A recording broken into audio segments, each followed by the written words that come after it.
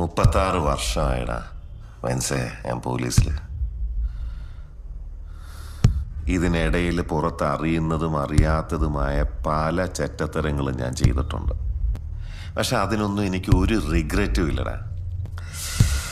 2 ദിവസം കഴിഞ്ഞ് ഞാൻ ഡിപ്പാർട്ട്മെന്റിൽ നിന്ന് റിട്ടയറായി DYSP മെഡലും വാങ്ങി ഇറങ്ങുമ്പോൾ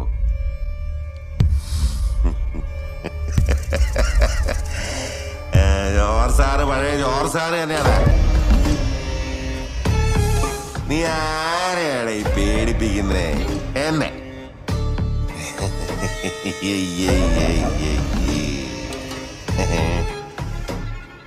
നിന്നെ കാണാൻ ജോർ സാർ ഇവിടെ വന്നിട്ടുണ്ട്.